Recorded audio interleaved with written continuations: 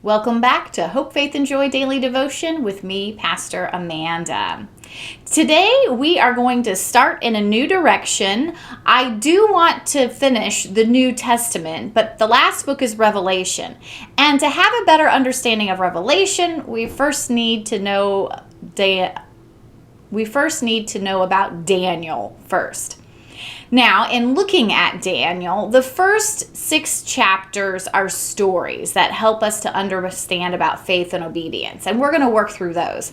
But it's actually the last chapters, 7 through 12, that help us to understand Revelation. Let's begin by hearing the first story in Daniel. In the 3rd year of the reign of King Jehoiakim of Judah, King Nebuchadnezzar of Babylon came to Jerusalem and besieged it. The Lord let King Jehoiakim of Judah fall into his power, as well as some of the vessels of the house of God. These he brought to the land of Shinar and placed the vessels in the treasury of his gods. Then the king commanded his palace master Ashpenaz to bring some of the Israelites of the royal family and of the nobility, young men without physical defect and handsome, versed in every branch of wisdom, endowed with knowledge and insight, and competent to serve in the king's palace. They were to be taught the literature and language of the Chaldeans. The king assigned them a daily portion of the royal rations of food and wine. They were to be educated for 3 years, so that at the end of that time they could be stationed in the king's court. Among them were Daniel, Hananiah, Mishael, and Azariah from the tribe of Judah. The palace master gave them other names. Daniel he called Belteshazzar, Hananiah he called Shadrach, and Mishael he called Meshach, and Azariah he called Abednego. But Daniel resolved that he would not defile himself with the royal rations of food and wine. So he asked the palace master to allow him not to defile himself. Now God allowed Daniel to receive favor and compassion from the palace master. The palace master said to Daniel, "I am afraid of my lord the king. He has appointed your food and your drink. If he should see you in poor condition than the other young men of your own age, you would endanger my head with the king."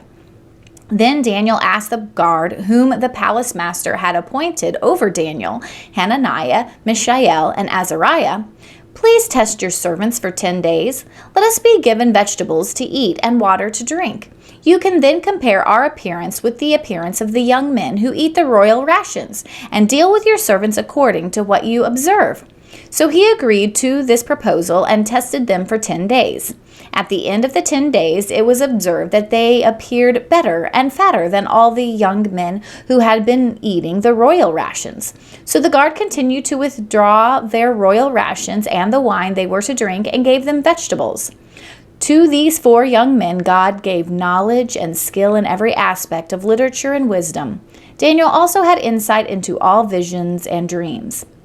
At the end of the time that the king had set forth them to be brought in, the palace master brought them into the presence of Nebuchadnezzar, and the king spoke with them. And among them all, no one was found to compare with Daniel, Hananiah, Mishael, and Azariah. Therefore they were stationed in the king's court. In every matter of wisdom and understanding concerning which the king inquired of them, he found them 10 times better than all the magicians and enchanters in his whole kingdom. And Daniel continued there until the 1st year of King Cyrus.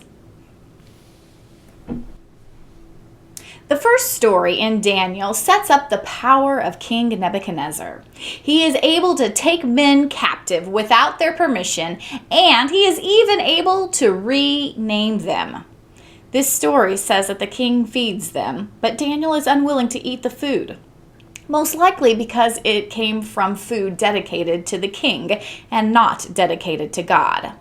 The palace master then provides vegetables for Daniel and his 3 friends so that he won't be fired for not feeding the servants. Finally, because of their faithfulness, God bestows increased wisdom and understanding upon Daniel and the 3 others. This story shows us how Daniel is able to overcome his bad circumstances through his faithfulness to God. He chooses to follow his heart over his physical needs. But I know that most of us can't really do that in all circumstances, but this is not about starving ourselves. It's about where our hearts are and our faithfulness to God. And it's important to note that Daniel didn't do this all by himself. He was not the only one stepping out on a limb with his rejection of the king's rations. He had 3 other friends who were standing with him. They talked it through. They supported each other. They held each other up. It was important that he did it with others. It wasn't just Daniel.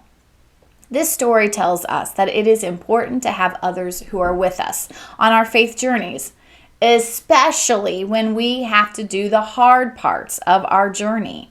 Those times where we do need to fast, the times when we need to correct ourselves, when we've gone out of line. We need support and encouragement from others. Who do you walk with in your faith journey? Thanks for joining me, and I will see you in the next Hope, Faith, and Joy Daily Devotion.